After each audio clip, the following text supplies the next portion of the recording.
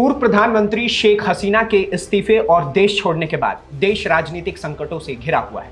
देश के संसद भंग कर दी गई है। सेना की पहल पर अंतरिम सरकार बनाने की तैयारियां चल रही हैं और अंतरिम सरकार के गठन का मुख्य सलाहकार बनाने की जिम्मेदारी मिलने वाली है Nobel prize winner professor Mohammad Yunus को। शेख हसीना सरकार के खिलाफ आंदोलन करने वाले आयोजक ने मोहम्मद यूनुस को यह प्रस्ताव दिया था। बांग्लादेशी अखबार दी डेली स्टार ने पुष्टि की है कि मोहम्मद यूनुस ने अंतरिम सरकार में मुख्य सलाहकार बनने की मांग को स्वीकार कर लिया है। मोहम्मद यूनुस पूर्व प्रधानमंत्री शेख हसीना के मुख्य आलोचक माने जाते हैं। साथ ही हसीना के इस्तीफे का भी उन्होंने स्वागत किया है और देश में हो रहे इस बदलाव को उन्होंने देश की दूसरी आजादी बताई है। यूनुस फिलहाल पेरिस में है।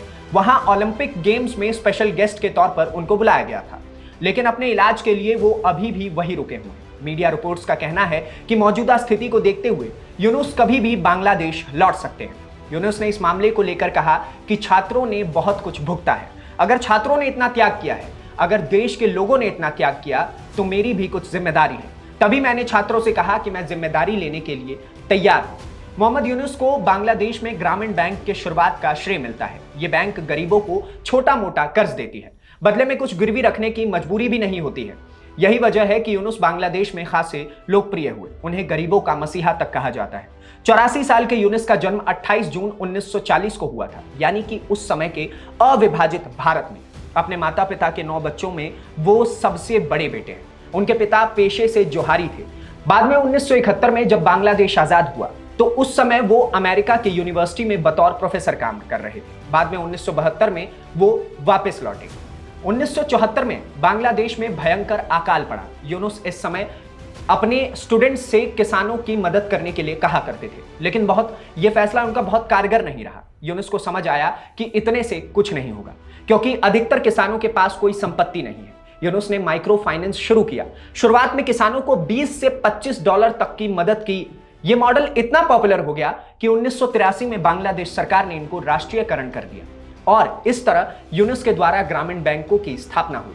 रिपोर्ट्स बताते हैं कि इसके जरिए लाखों गरीबों को गरीबी रेखा से बाहर निकलने में मदद मिली। यूनुस के काम के लिए उन्हें 1987 में बांग्लादेश की सरकार द्वारा बांग्लादेश के सर्वोच्च पुरस्कार द इंडिपेंडेंस अवार्ड से सम्मानित भी किया गया था। इसके बाद वो लगातार कई पुरस्कारों से नवाजे गए। 2006 में यूनुस को नोबेल पीस प्राइज से सम्मानित तक किया गया। अभी मोहम्मद यूनुस पर बांग्लादेश में 100 से अधिक केस चल रहे हैं। ये केस रिश्वतखोरी से लेकर के कई और अलग अलग मामलों में दर्ज है।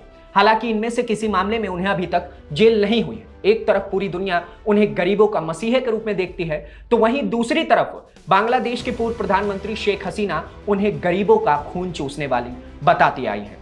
आप समझिए कि एक और शेख हसीना के इतने दूर रहने के बावजूद आज यूनुस दोबारा से उस देश को रिप्रेजेंट करने वाले, उस देश को आगे बढ़ाने का प्रयास करने वाले हैं और उनका कहना तो ये तक है कि ये दोबारा से बांग्लादेश आजाद हुआ है एक प्रधानमंत्री के हाथों से, यानी कि शेख हसीना के हाथों से।